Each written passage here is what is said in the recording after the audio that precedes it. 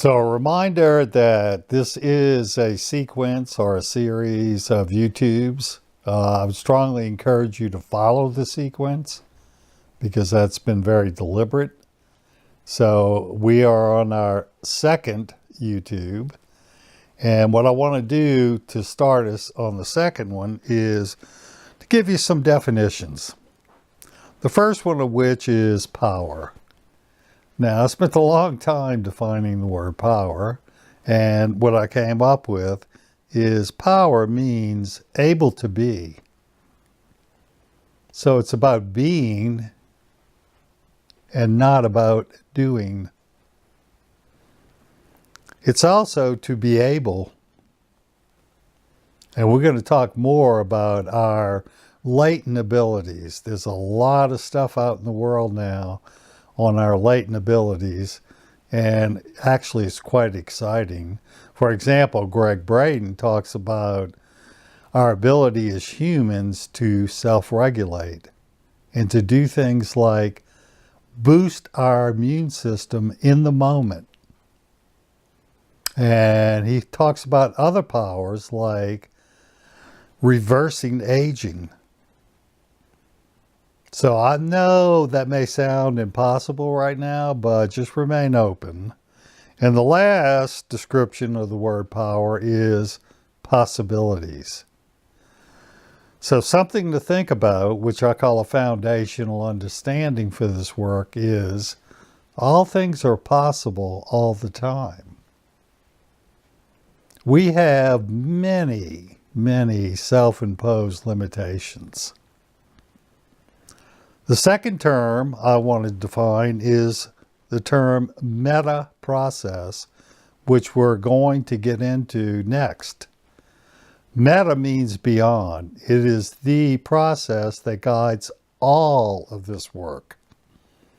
And it's a three-step process, and we're going to look at it in a few minutes. The third term I want to define is being.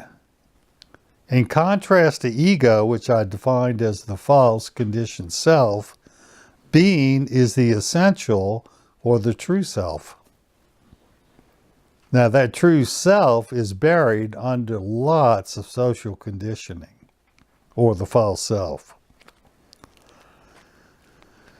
So we're going to move into what I call foundational understandings, one of which I just offered, so I'll repeat it.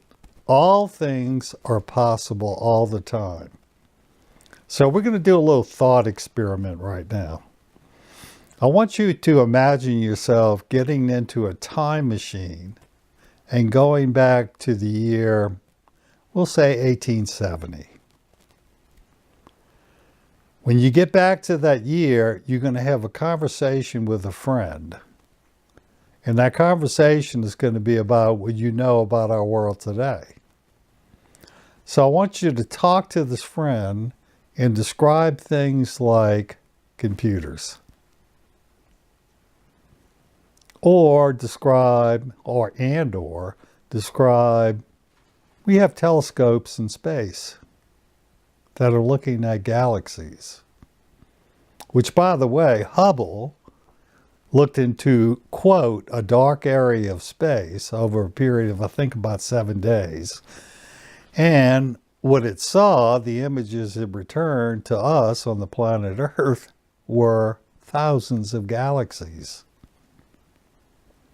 So in this dark area of space, there were thousands of galaxies. So describe to your friend cell phones and what we can do with cell phones or computers and on and on. So what would be your friend's response? So I'm going to loop back to, we don't know what's possible in the future, except we can orient ourselves in such a way to say, to believe all things are possible all the time.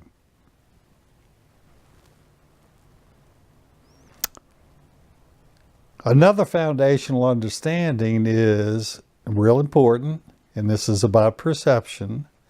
I do not see the world as it is.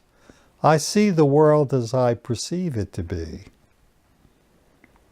Plato's allegory of the cave is an outstanding allegory. Basically, he tells a story of people living in a cave, chained to the wall, looking at the interior of the cave. And all they see are shadows that are reflected from outside the cave opening.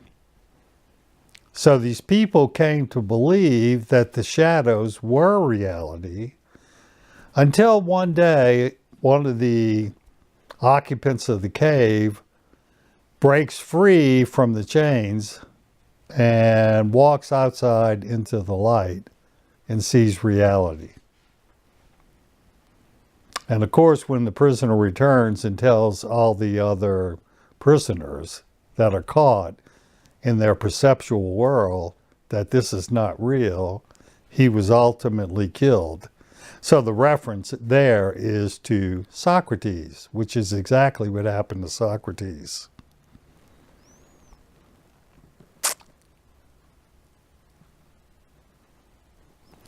Another thing related to perception is just because we do not perceive something does not mean it doesn't exist. And I'll go back to Hubble.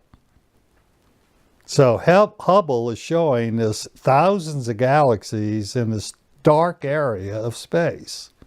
And of course, you know that at one time we had a belief system throughout the world that the world was flat. Well, that came from the perception of looking at a horizon and it looks like a straight line. So hence we think the world is flat. So just because we don't see something does not mean it doesn't exist. And we now know that basically the world, the earth, is round. So with those foundational understandings in mind, we're going to move to the meta process. So a reminder, the meta process is the process we're going to use throughout this work. And it's a 3-step process, and it's somewhat simple to describe, but will be challenging to implement.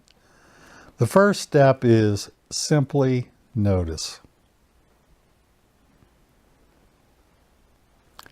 So when I use the word simply, what it means is to take a non-judgmental posture toward our noticing. So what we ultimately are going to do is become the witnessing presence of ourselves and ultimately of others and the world at large. The second step is play with possibilities. So I just offered you the possibility or the foundational understanding, all things are possible all the time. And that includes possibilities for yourself. So if you are in a state of hopelessness, take hope. There are many possibilities we're going to explore in the program. And the third step is consciously choose. Now, I'm going to emphasize the word consciously because, believe it or not, 90 to 95% of our mind is governed by the unconscious mind. And the second word, choose, is a power we have. We have the power of choice. So consciously choose. So right now, we're going to actually have an experience with simply notice, play with possibilities. Notice the word play. This is about play. And then consciously choose.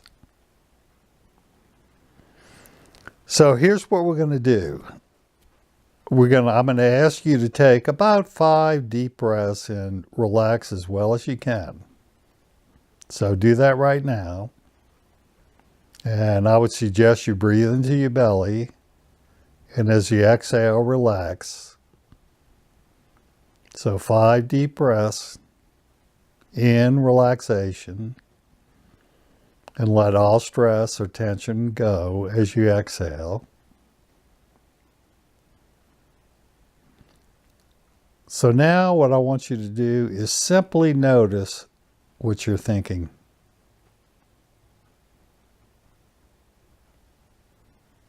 If you start judging what you noticed, go back and simply notice that.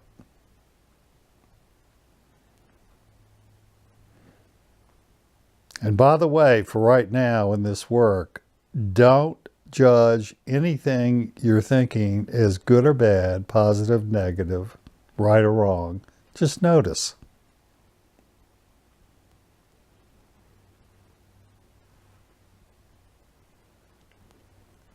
Now shift to your emotions. Simply notice your emotions.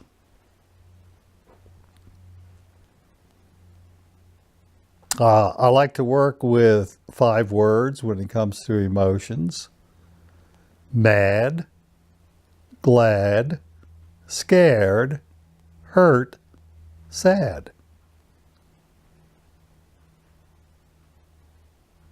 And by the way, you may notice that your emotional state is in a constant state of flux.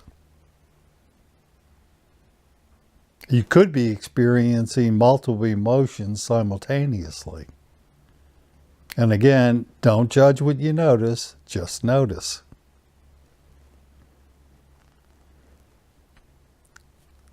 Now, based on those thoughts and emotions, notice any impulses to action.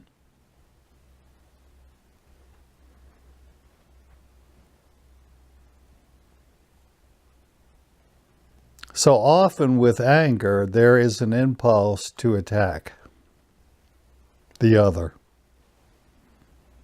That goes back to our reading about fear. There is a relationship between fear and anger. So simply notice any impulses to action.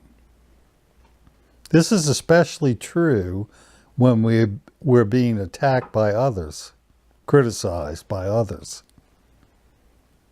We may want to counterattack. Well, when we simply notice that, we're in a position of power because we don't have to do that. We can shift into compassion or love. Remember, all attack is a cry for help. And the last thing I want you to notice is the state of your body. Is there any pain anywhere?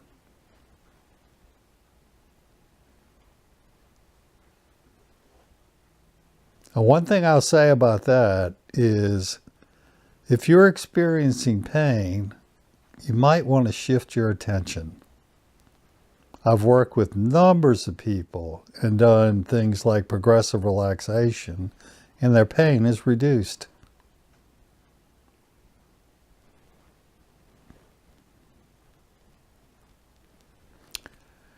So as you go through the program, put in a place in your life, simply notice, play with possibilities, consciously choose. And I want to say something about consciously choose. We have approximately 60 to 70,000 thoughts a day. 90%, 90 to 95% of those thoughts are repetitive and problematic, and they're bubbling up from the unconscious mind. So as we proceed through the work, we're going to deal with the unconscious mind and move the power to our conscious mind and consciously choose.